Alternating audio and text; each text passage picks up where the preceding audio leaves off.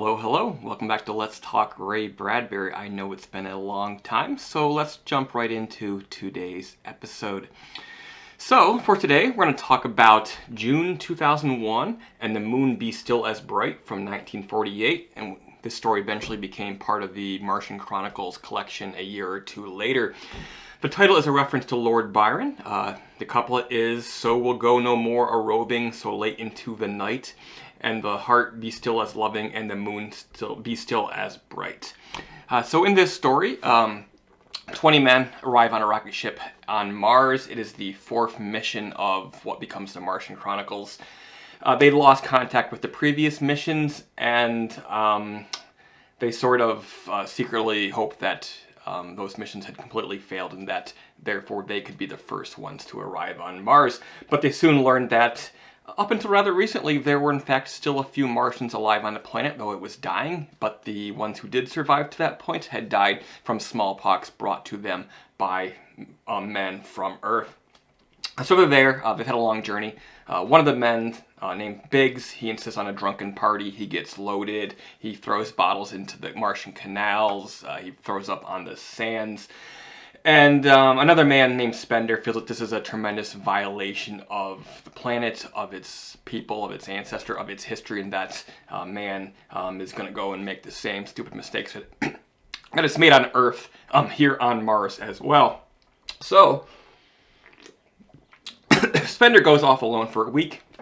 He begins reading Martian texts, learning about their history, the beauty of their art and their culture, and how, for them, religion and art coexist, whereas we on Earth, using reason and science, basically destroyed faith. And by trying to find the meaning of life, we actually took away the meaning of life having any meaning at all. So eventually he comes back to the camp. He kills several of his crewmates, and that forces them to come and hunt him down. In the middle of the fight, they call a truce briefly. He spends some time talking to the captain. He explains his theories on the planet about what the people did there, the beauty of their civilization, and how we are bound to ruin it, just like we ruined Earth. And it's really a lot of allusions to the way Europeans came to the Americas hundreds of years earlier and inadvertently killed people off with disease, but also sort of destroyed their harmonious ways of living with nature and of enjoying and experiencing the world. The captain, he eventually killed Spender out of duty, as the captain, as an Earthman, as having had certain responsibilities. But he takes away some wisdom from Spender, and he begins to doubt himself. He feels badly about having killed him, and he thinks that maybe Spender saw in him the potential that the captain could be the better man. His killing of the men had been wrong, but it's too late for that. But maybe, given his rank as captain, the captain could possibly be able to move forward in the future and sort of encourage the next comers to Mars to not violate the planet, instead to archive its history and to not make the same mistakes that we did on Earth. So in our world, our modern world of PC culture and of sort of white guilt, American guilt, all of these issues, we think that these are sort of new issues, but obviously Bradbury was thinking them well over half a century ago, which is really surprising to me. Some would call this story, supposedly I would say, kind of preachy, because it does really sort of heavy-handedly lay on these issues, but I think it works here because precisely the fact that Spender is also going mad, so then you feel that his rants about all of these issues are a little bit less obtrusive, in that he's not completely mentally stable, even if his beliefs are in fact true. And you see this a lot now in sort of online culture, where it's sort of just like a bubble and an echo chamber, and people sort of repeat the same things over and over and over again, but you only ever hear that side of them, and sort of become obsessed with the issues. Even if the issues are right, the level of obsession which they take them to can be a little bit, too much.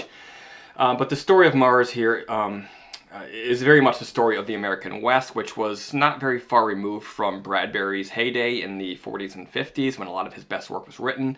By that point, there was still people alive who remembered, like the 1880s and a lot of the Indian Wars and a lot of the bad things that happened in those days, and the suppression of Native peoples after the American Civil War. All in all, it's an entertaining story. Lots of thought-provoking ideas to consider that I'll be mulling over for the rest of my day. I'll try to push aside that sort of American guilt thing. I can't really help who I am. But it does make you think, what if the world had gone a different direction? And is there any way for us to, moving forward, to correct that in any way? Not with stupid things like reparations, but like, Mr. Elon Musk, he's working on colonizing Mars here pretty soon. How will we behave when we do get to Mars or any other of the bodies in our solar system? But yeah, guys, June 2001, and the moon still be as bright, from 1948, Ray Bradbury, The Martian Chronicles. Good little tale. The latest episode here in my series, Let's Talk Ray Bradbury. Sorry for the long hiatus between episodes. I got sidetracked doing a lot of other things, but I hope to continue on this project at a regular clip here moving forward. We're about halfway through of the 100 stories that I started reviewing, 2018, early 2019, so it's been quite a while. But I will be back very, very soon, I hope, with another short story review, The Burning Man. So subscribe to our channel and look forward to that. Until next time, see you later.